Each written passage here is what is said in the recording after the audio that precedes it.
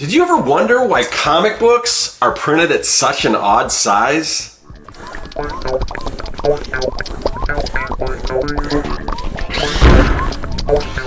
Greetings everyone, welcome to the underground lair where we bring our creations to life. I'm Scott with Serkworks Art Labs. I'm a professional illustrator, designer, and mad creator. And one of the things that I create are comic books. If you watch this channel, you know that's the majority of what I talk about are comic book. I'm a comic book writer and artist, and because of that, I usually put out content centered around comic books. And because of that, I get a lot of questions about comics. So I did get a question, and I wasn't really sure how to respond. I've never got this question before, but somebody wanted to know, can I please do a video on the size of paper we should be able to print on and fold in half and staple that would be the size of a standard comic? And I'm assuming they're talking about a standard American comic book. Now typically when I get a question like that, I'm thinking this is probably somebody who wants to do sort of like mini comic style. With mini comics, there isn't really any set size or anything. It's usually you take a lot of times you take a piece of 8.5 by 11 paper, fold it in half, staple it, and that's your mini comic. But if somebody wants to get a comic that's more like a standard American comic book size, this is actually a reprint of Action Comics. The original Action Comics, we'll get into this, is a little bit bigger size because it came out in the Silver Age. This is more the current Bronze Age size. But if you wanted something this size, I guess if you wanted to put it together, and I could see where somebody might want to do that, might want to do sort of a mini comic style, but put it together, you know, by hand or whatever, and have it be the standard American comic size. I guess I could see how you would do that. So I'll talk about how to you know, probably the easiest way to do that. But the question more than that, because I don't know how many people are asking or want to know that, so I don't know if it made sense to do a whole video on that. But what did intrigue me about that question, I just started thinking, is why are comic books printed at such an odd size? I mean, so for instance, we talked about the standard 8.5 by 11 sheet of paper. That's about the most common, at least in the US. I think, is it called A4 everywhere else? I don't know. And when I say 8.5 by 11, I'm speaking in inches. In this whole video, I'm just going to be talking about inches. I'm not going to do the conversion. Sorry. Anyway, and I know there's a lot more people that use centimeters than inches, but I mean, there's Google, and you can kind of figure out this if you want to figure out what 8.5 by 11 equals in centimeters or whatever. I'm in America, so I'm used to this, and you know, I don't really know the metric system on the back of my hand. So I'm going to be talking in inches for this video. And we're talking about American standard size anyway, which is kind of a weird size. If you're in Europe or Japan, it's a totally different size and probably makes a little more sense. But again, why are comic books, nothing else, no other printed matter other than comics are printed at this size? It's a really weird size. So why is that? Again, a piece of 8.5 by 11 paper. This is pretty standard magazine size. It's pretty much the same size. I mean, there's a little extra area maybe to allow for bleed, but for the most part, you know, magazines are pretty much this standard size, but comics are not. And if, you know, like I said, if you fold this in half, you're not gonna get that. If you take a 11 by 17, fold it in half, you're not gonna get comic size either. So where did this all come from? Now, usually when you're talking about a medium like a magazine or a comic, it has to do a lot with cost effectiveness or getting things done either cheaper or faster. So that's pretty much the case with comics. And throughout comics, there's always been an effort to make them cheaper and cheaper, not necessarily to the customer. The customer could pay more, but the cost of printing it and everything, they want to make it cheaper. For instance, again, this is a reprint of Action Comics #1, the first appearance of Superman. When this came out, it was a different size, but one thing you'll notice is this is a thick comic. It's like 64 pages. There's 3 stories in here. The first one being the Superman story, and then there's some other pages. So when comics first came out, they were a lot larger in terms of pages. And of course, as time went on, you know, they wanted to save money, so they started getting smaller and smaller. So they went from 64 pages to 48 pages to 24 pages to nowadays they usually, I think they're around 22 pages of story, and sometimes they can get even less than that, like 20 pages. So they just keep going down, and that again is to save money on cost. So really the size that a comic is printed at has everything to do with getting these things out cheaper, faster, and more effectively. Now, to understand how we arrived at this particular printed size, which is the Bronze Age size, or if this was the actual, if this was the actual Action Comics #1, I probably wouldn't be doing YouTube. I'd probably be chilling out on a beach somewhere. But, but anyway, which was a little larger. So we started off Silver Age, Golden Age, Silver Age, and then now sort of that Bronze Age size, which differ a little bit, but they're still all very odd sizes. And to understand where that came from, you have to understand the working area, and that has to do with how comic book artists work, the size and everything that they work at. So let's start off with the Golden Age. So this would be about the size of a Golden Age piece of artwork, and compare that to this is the size that we're working at now. So you can see it's quite a bit larger.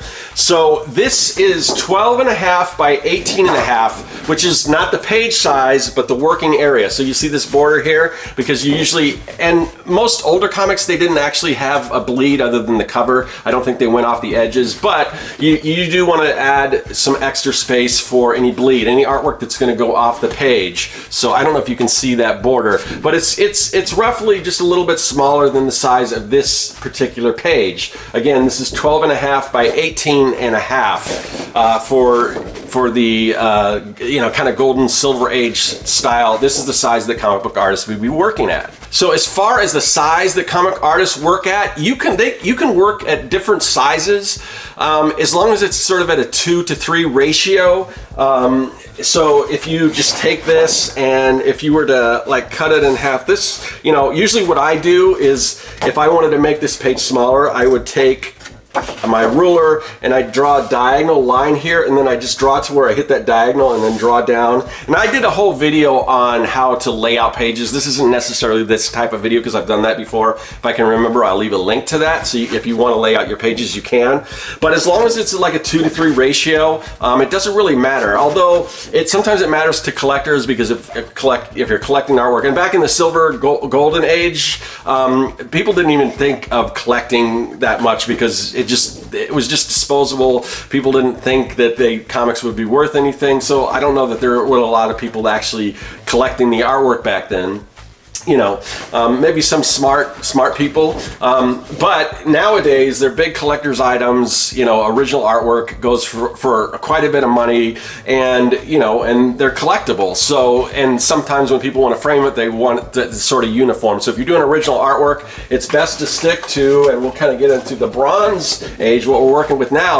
So the actual working area on this comic book page is 10 inches by 15 inches. The board size, the full board size, is 11 by 17, which it's fairly standard for, this is standard size piece of paper. This is just, although this is a board, this is just a regular, it's actually a little thicker than a regular, sheet of copy paper, but you can buy copy paper. And to give you an idea, 11 by 17, if you fold it, then that makes it 8.5 by 11. So if you cut that in half, then you're going to get 2 sheets of 8.5 by 11 paper. Again, 8.5 by 11, pretty standard magazine size. So twice that would be 11 by 17, and then you take that 11 by 17 and you draw a working border of 10 inches by 15 inches, and that's pretty much the size that we work at now. So how do we get to, what was the whole shift from what we were working on right here with the 12.5 by 18.5 to the 10 by 15 working area? That all had to do with an artist by the name of Murphy Anderson, who decided that he didn't want to work this big, because obviously, if any artist can tell you that working this big versus working this big is probably going to save you a lot of time. So if you're working smaller, and now I know people who, they don't even like to work this big. They want to work at like closer to actual size, and they can get a lot more pages done. So to save time, Murphy Anderson, who was the artist on DC Spectre, decided, I'm not going to draw these big pages. I'm going to work with this. And he kind of, he started working at this size, and then others kind of followed suit. Now, for as many artists that decided, oh, that makes a lot of sense to draw a little bit smaller, I can get more work done and, probably make a little more of a profit because time is money. But there were certainly some artists that didn't want to follow that suit and wanted to stay, didn't want to make that change. Now, what happened was the printers did the math and they said, well, if we print these comics at a slightly smaller size, most people aren't going to care because it's not that different as far as the customer, and we can fit 4 pages on a plate versus 2 pages on a plate, and of course that's a huge savings in money and a bigger profit margin for them. It's way quicker to produce. It costs a lot less money, then get more comics out there. So, for anyone that kind of fought that was the kind of the nail in the coffin for the old silver and bronze age, or silver, golden and silver age size, and that's why everything now kind of fits into that bronze age size. Again, they're all very odd sizes. It's so odd, in fact, that I constantly get the question, and anytime I'm trying to figure out what the size is, I always have to look it up. I think it's 6 5/8 by 10 1/4 is the size of this. So it's a weird size. So I don't even know what, off the top of my head, what the size of a standard American comic is. I always have to look it up, but it's weird, but that's kind of how we got to that point. So, so hopefully that kind of gives you an idea why we're kind of working at this weird size. I mean, or the printed size is weird because of how we're working as artists. And again, as an artist, you can work at just about any size. If you want to work smaller, I mean, I guess if you wanted to work smaller than the actual printed size and blow it up, you could. The benefit to working larger, it's crisper, and then when it's reduced, it looks a lot cleaner and everything. So that's why most artists will work a little bit larger. Now, granted, now in the digital age, a lot of this, if you're working digitally, a lot of this really doesn't matter. But there's still many of us who still like to work traditionally for not no other reason, but for the main reason that you have that original artwork to sell. So going back to that original question of if you wanted to print a comic book, like a mini comic, like assemble them and put them together yourself, what size would you need? So for something like that, I always like to reverse engineer it. So I've got what you're going to need if you want to do that. If you want to kind of put together a mini comic that's the size of a standard American comic, you want to start with the 11 by 17 sheet of paper. And then what I would suggest is just